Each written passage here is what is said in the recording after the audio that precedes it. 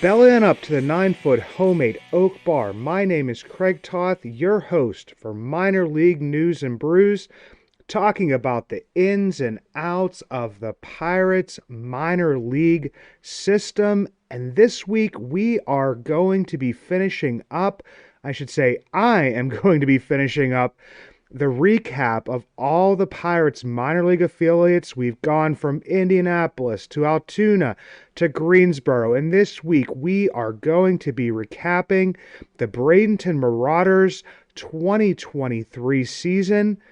But before I do, I want to take everybody back to the 2022 season that upset Marauders manager Jonathan Johnston so much. Came down to the last game of the season so they would have a shot to go fight for the Florida State League. And that seemed to be probably the rainiest couple of weeks. And I know Florida's pretty rainy because my wife's family vacations down there regularly, and you're chasing kids through raindrops a decent amount of the time. Does get a lot of sun, but I mean, a lot of those games were rained out, and they were, within a half a game of being able to compete for the Florida State League championship, but due to rainouts, that wasn't able to happen. So the Marauders came into 2023 with something to prove.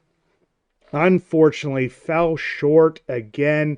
The final record for the Marauders, 76-54, 3.5 games back of the Phillies affiliate, the Clearwater Threshers in the West Division.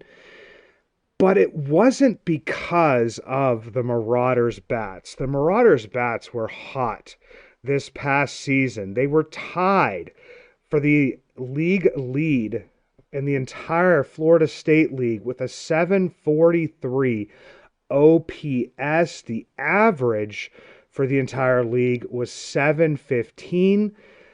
What they did struggle with was the pitching. For anybody that's listened to myself and Chris Lanuti when we record Bucs in the Basement, where we cover the Pirates, the major league portion of the organization. We talk about WHIP. I've had some, episodes on here where I focused solely on the statistics that I really look at within the minor league system. WHIP is at the top of the list for pitchers.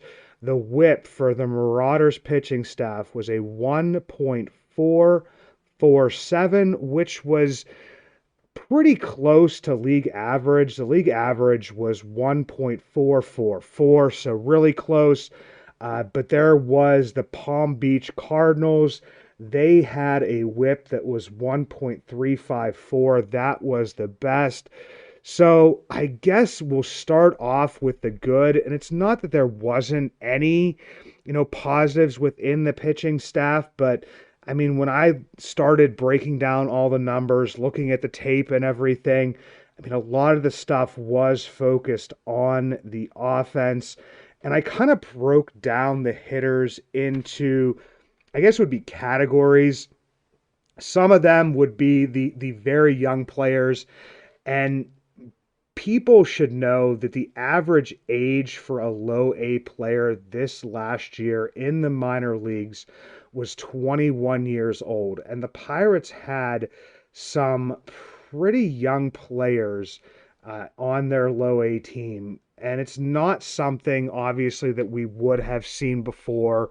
I keep on bringing it up, and I said maybe one day I won't. But, prior to the pandemic canceled season, we had the short season A ball, the West Virginia Black Bears. That's where a lot of the college level players, especially the hitters, would go. You had the Bristol Pirates. I mean, you had the Gulf Coast League, which is now the Florida Complex League. But some players would go there for a little bit and end up going up to the Bristol Pirates. That's the low A rookie ball affiliate that no longer exists. So I think we are seeing a change with this. I mean, some guys did spend time in the Florida Complex League, a couple players that, I will talk about here in a little bit. But guys that were with the low A team for, the majority of the season, most of it, if they weren't, was due to injury. The first one is Tamar Johnson. Tamar Johnson spoke about him in the Greensboro Grasshoppers recap. 19 years old, slashed 244, 420, 448, 13 home runs, showing some pop for a man his size. The biggest thing with him, the same as it was in Greensboro, is that K to walk rate did have a little bit of the high K rate, which he did have in Greensboro as well. This one was a little bit higher, 26.7%, but has that walk rate up over 20% again at 21.8%. Very advanced eye for a player his age.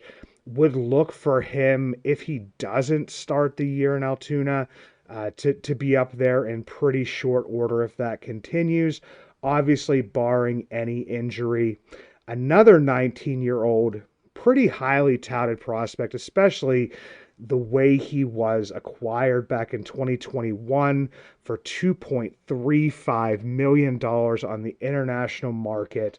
Outfielder Shaylen Polanco, once again, only 19 years old, batted 242 with a 323 OPS, a 439 slugging, 12 home runs, did see a little bit of a higher K rate, the 28.7% and 9.6% base on ball rate.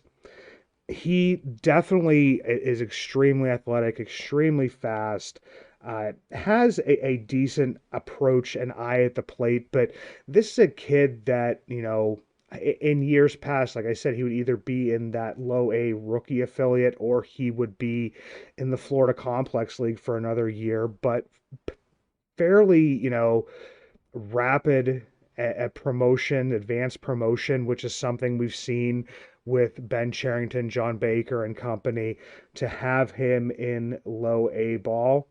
A guy that kind of jumped onto people's radars, uh, ended up with some decent numbers at the end of the season, is outfielder Emmanuel Torrero. He is 20 years old. The end numbers still looked pretty good, but he had gotten off to an extremely hot start.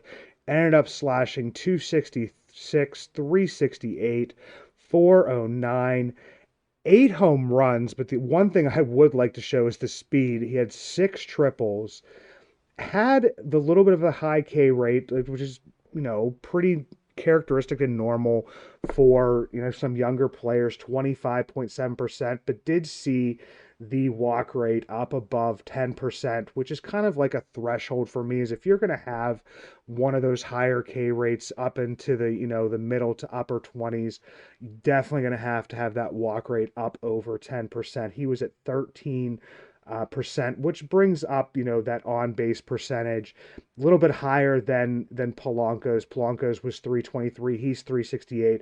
You see that walk rate come up, and that's, kind of showing, a more advanced approach at the plate. Going to probably the youngest guy, and I was kind of shocked, but not really, that he ended up being promoted from the FCL. Yordani De Los Santos signed in 2022 for $1.2 million. He slashed 328, 397, 463 in the Florida Complex League before getting called up to the Marauders. Struggled, but once again, kind of to be expected. Just wanted to get that cup of coffee to see what they had in him. Definitely going to be in Bradenton again this year.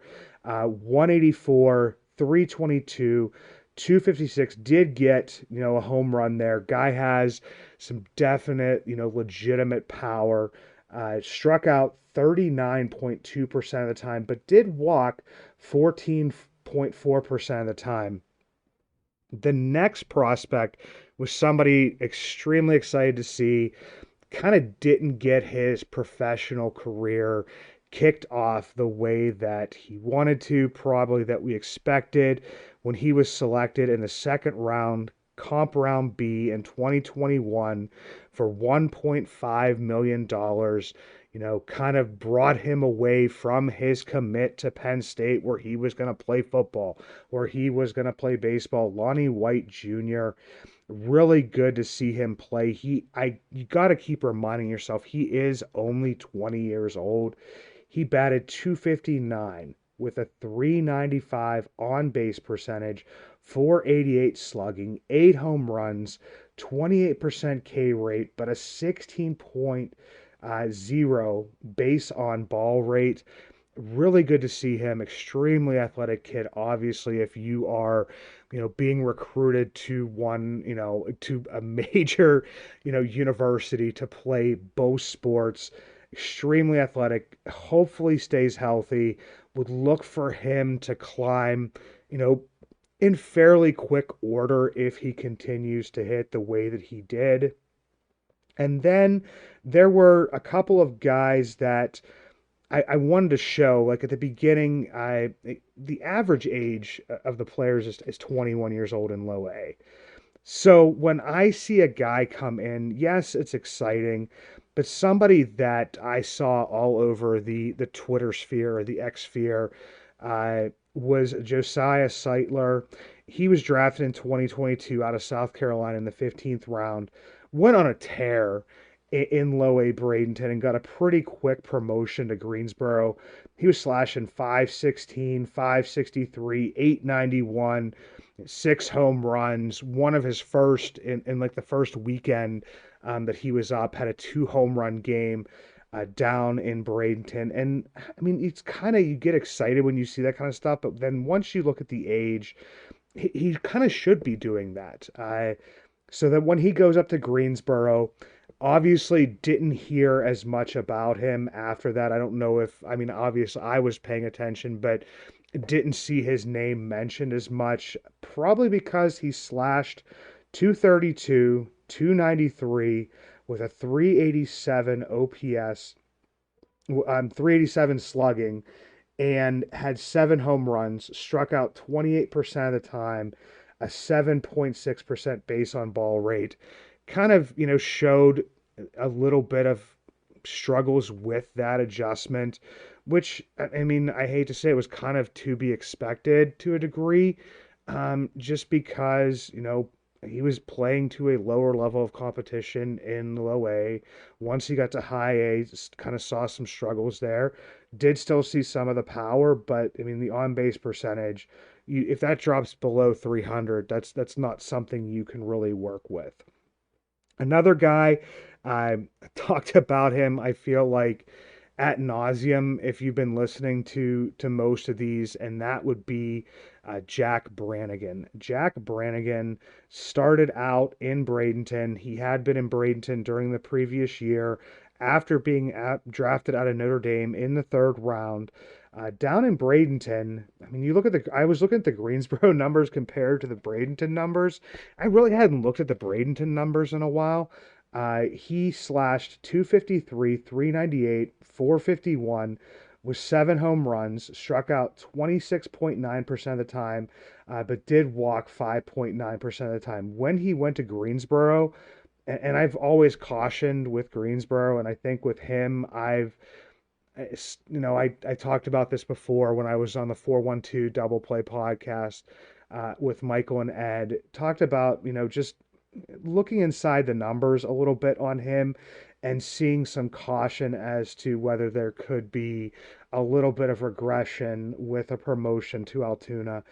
In Greensboro, slash 299, 382, 605. A lot of that due to the 12 home runs.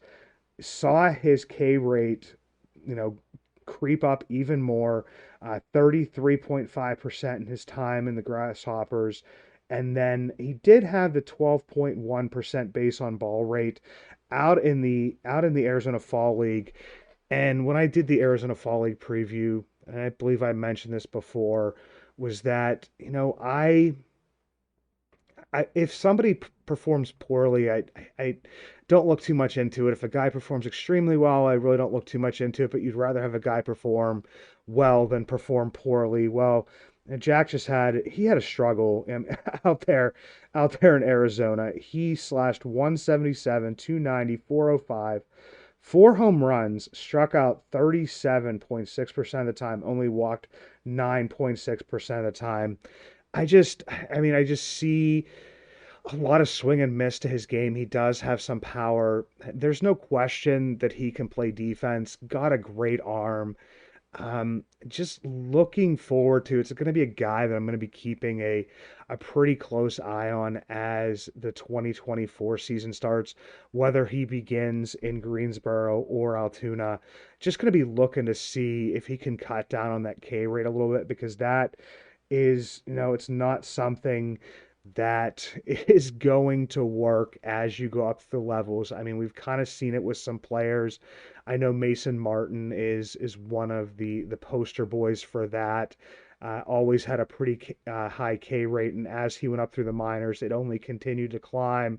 And it really didn't matter how much power you had because you can't be striking out, 28, 30 some percent of the time and expect to be successful as you move your way up the levels.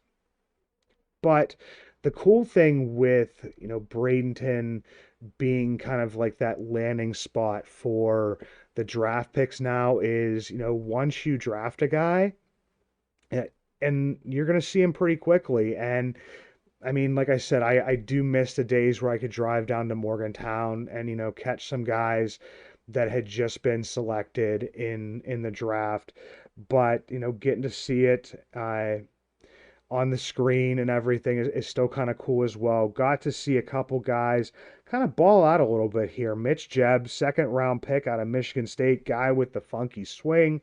He slashed 297, 382, 398, a 7.2% K rate, and an 11.1% base on ball rate. You're seeing an advanced bat there. If you're seeing a guy that is walking more than he's striking out in the lower levels, could see him move through the system pretty quickly. And then a big surprise here with Charles McAdoo from San Jose State. He slashed 302, 412, 510. Saw some pop in that bat. I mean, I think that in the past couple years at San Jose State, fairly hitter friendly conference that he's in. He had like 10 and 12 home runs, so I didn't know to expect this much power from this guy, but I mean, he definitely showed up with those 5 home runs, 19.2% K rate, 14.9% base on ball rate. And as I said before, I mean, look at these hitters.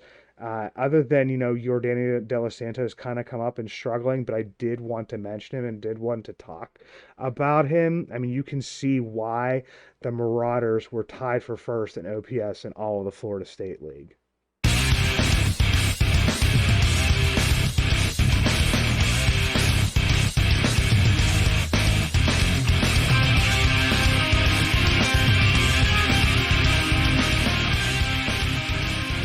On to the pitchers, part of the pitching staff that was below average slightly in the Florida State League. We did see, a couple guys who were performing well with the Marauders. I mean, they were rewarded and they were bumped up to Greensboro, which, will have an effect on the low A team. And I believe it was when I talked to John Moses from the Altoona Curve, was talking about, I think I phrased it as like kind of like a disappointing season.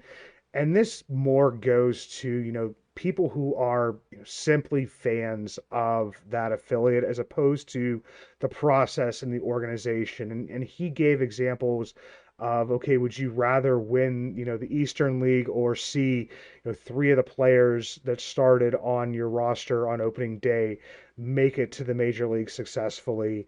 Obviously, you would rather see that. And the same with this is that, could you win a Florida State League championship with these guys? I mean, possibly it might give you a better shot. but you would rather see them individually advance and be challenged, at the level above that in Greensboro. The first one of those pitchers is Thomas Harrington. Always give a shout out to the Campbell Fighting Camels.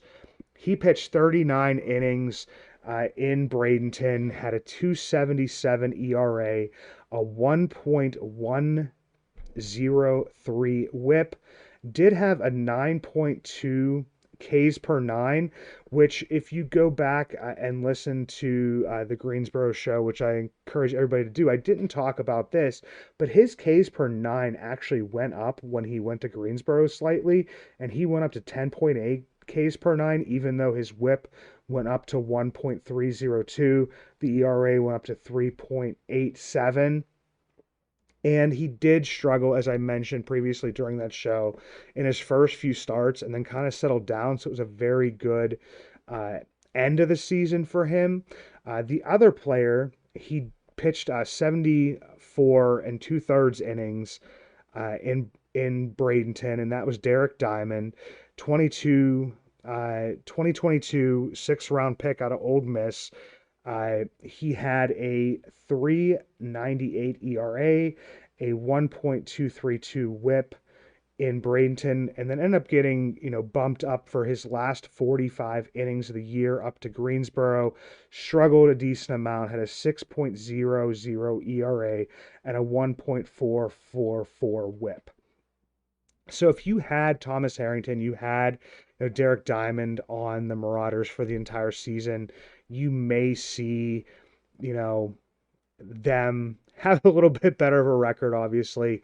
But, seeing those guys getting to be moved up, getting to be challenged, I mean, that's really the jobs of the affiliates. I mean, obviously, you want to see, your minor league affiliates stack championships because that's showing that you are having some of that positive development, but also you want to see these individuals move up as well. Somebody who did pitch for, the Marauders the entire year and actually had, a fairly decent season. Fourth round pick from 2021, 20-year-old from Vermont, the best pitcher in high school in Vermont during his senior season. Owen Kellington pitched 80 innings in Bradenton, a 3.94 ERA, but two slightly concerning numbers, a 1.400 whip. He also had 5.6 walks per nine, did have 10.1 strikeouts per nine, but a little bit concerning. Another pitcher, we saw him pitch in the AFL, and I mentioned that before. 19 years old, Alessandro Erlicani pitched 65 innings for the Marauders, a 4.43 ERA, a 1.431 whip. In the AFL, he only pitched 3.2 innings. Just want to get him some extra work out there. So really the other numbers, I mean, I'll tell them to you, but in my eyes, these ones don't matter as much. It's a 9.82 ERA, a 3.545 whip, but only 19 years old. Really usually wouldn't see a pitcher of his age level, a pitcher of, well, actually his level within the minors pitch out there, but getting a little bit of extra work in there. So we'll see how Alessandro looks in 2024. Last pitcher that I wanted to mention, numbers that kind of really stuck out, and he was like a slew of the college arms that Ben Cherington took during this last year's draft in the seventh round out of Georgia. Jaden Woods only pitched 14.1 innings in 10 games, a 3.14 ERA as a reliever, but a 0.907 whip. We saw, Cherington go extremely college pitcher heavy. I mean, some of these guys may be stretched out to be starters, but it's definitely looking like a decent amount of the guys, especially like in their usage here, um, looking to be relievers. But I mean, unfortunately for the Marauders, I mean, I went through a bunch of tape, bunch of the stats and everything, and it just wasn't a great pitching year for the Marauders and actually the Florida State League in general, which is usually a fairly pitcher heavy league. But I mean, maybe it was the hitting talent that was there that maybe kind of skewed this a little bit as well.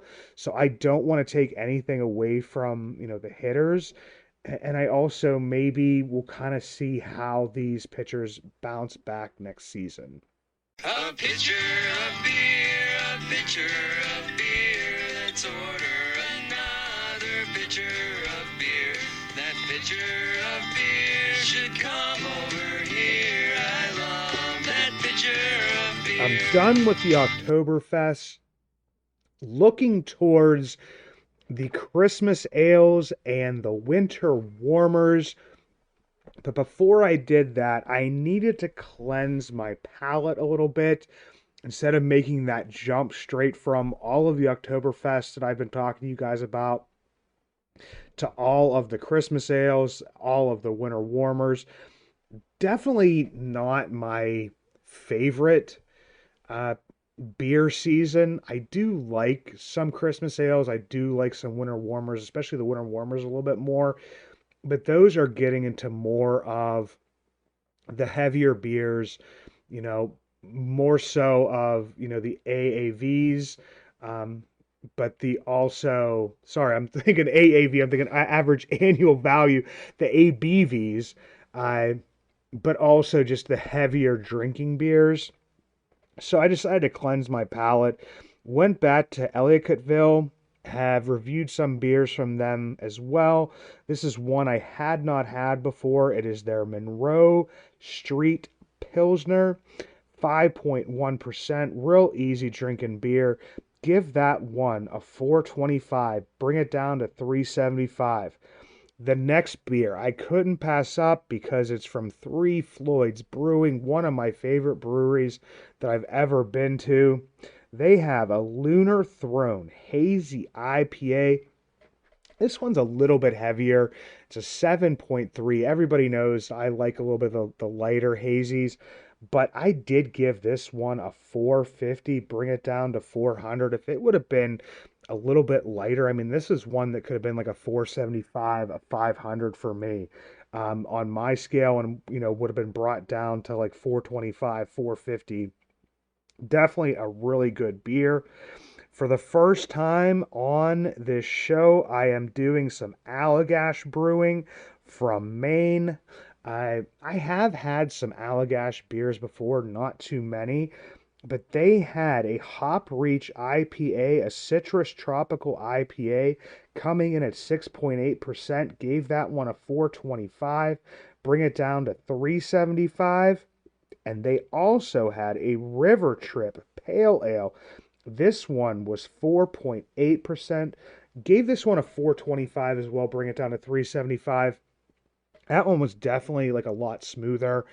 I thought about scoring a little bit higher, but I mean, they were both very, good drinking beers. Next week, coming back, we'll start to kick into the Christmas ales. Already went out and purchased some of them, have them in the fridge. Those are ones that if I'm going to have a beer, I'm probably just going to have one of those per night or until I do the next beer review, just because it's not the ones where I can sit there and be like, okay, I got a 6-pack of samplers and I can drink these throughout the days. No, the Christmas ales are the ones that it's like, okay, I'm going to sit down and watch a movie with the wife or watch some TV or something, and I'm going to have this one beer. Going to be doing the Christmas ales coming up, and then also we do know at this point in time, everybody knows at this point in time, Braxton Ashcraft, Sung Chae Chang, protected, added to the 40-man to protect them from the Rule 5 draft. Going to be breaking that down, breaking down who was selected, who wasn't protected, and then also looking at if there is anybody out there that would be interesting that the Pirates could pick up in the Rule 5 draft. Not saying they have to make a selection, but in case there is somebody. And until next time, guys, have a good one.